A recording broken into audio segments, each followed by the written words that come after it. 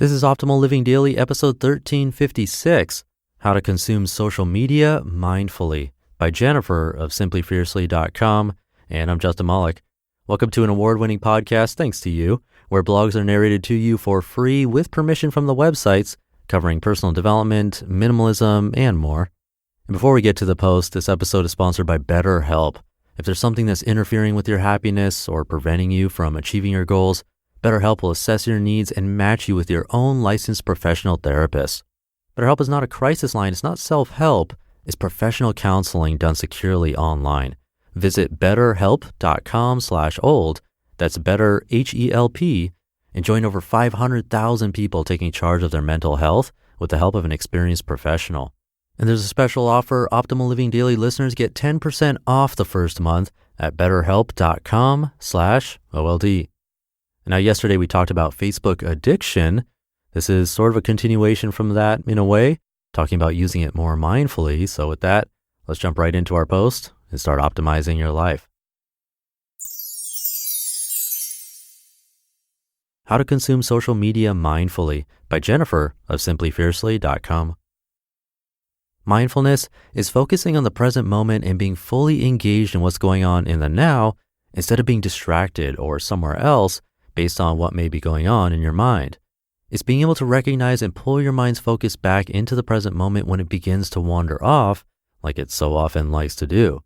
Mindfulness is still a work in progress for me and likely will always be, but I think just being aware of mindfulness and its power is a great start.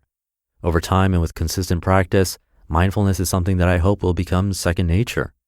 A challenge I have found with mindfulness, though, is that social media makes it a really hard concept.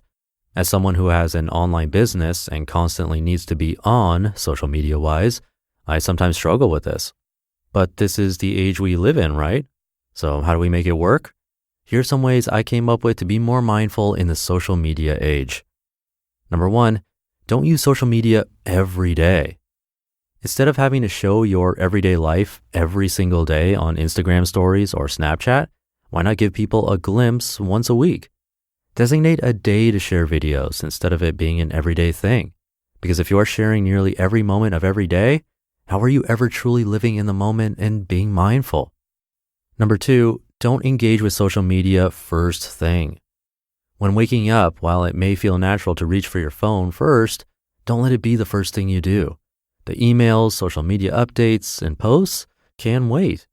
Start the first hour or two of your day with healthier habits like enjoying some tea, meditating, and or journaling. Give yourself time to connect with yourself before connecting to social media. Number three, go to bed with a book in hand instead of your phone. This has been a big one for me. Going to bed with a book has allowed me time for myself to check in and just be in the moment. It's also helped with how quickly I can fall asleep once I put the book down. Number four, don't bring your phone with you when you have special plans. Maybe those plans are a long overdue lunch with your friends, a planned date with your partner, or dinner with family. Yes, it's nice to capture what you ate and share it, but isn't having a real connection with your food and the people you are surrounded with more important? Number five, disconnect every week. 1 to 2 times per week, usually on the weekends, but sometimes on random days, I try to not post on social media. I used to think I had to post every single day. And when I was in Hawaii for my yoga teacher training, I realized I didn't need to. I think I went as long as a whole week, and it felt really good. It made me realize my community would still be there, and it was freeing to not feel like I had to post every day. Just try it and see how it feels. Now, if I don't post for a day or two, I don't fret or even think about it. There's always the next day. Social media isn't going anywhere, at least anytime soon. Number six, set aside specific time for social media. Maybe it's an hour a day or just a few minutes, but whatever it is, it has to work for you. Allocating time to use it frees up the rest of your day to bring in more mindfulness and less distraction. There have been days when it felt like I was on my phone all day, and having a scheduled time to use it for social media sets clear boundaries. The truth is, we live in a social media age, but many are waking up to the idea of mindfulness. So how do we work with them both? It may look different for everyone, but I think it starts with being aware of your usage around social media and noticing how you feel when you choose to be in the moment and not pull your phone out to share it with the social media world. We can get lost in social media, confusing it with the real world. But nothing compares to the real world. Being in the moment, making real connections, experiencing events as they are happening. Yes, social media is great for capturing and highlighting these moments, but it doesn't replace them. Too often, social media takes us away from fully feeling and being mindful of these moments. And life is too short to not be in the moment. So embrace mindfulness with less social media and know that in a social media world, there's something priceless about not sharing every moment.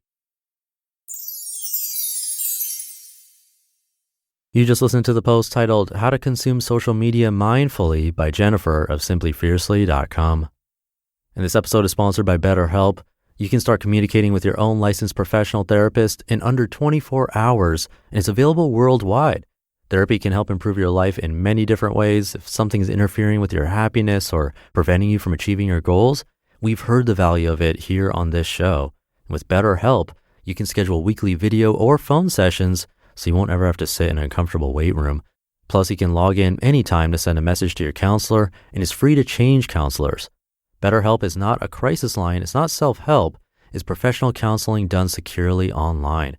It's more affordable than traditional therapy, and financial aid is available. Visit betterhelp.com/old. That's better, H-E-L-P, and join over 500,000 people taking charge of their mental health with the help of an experienced professional.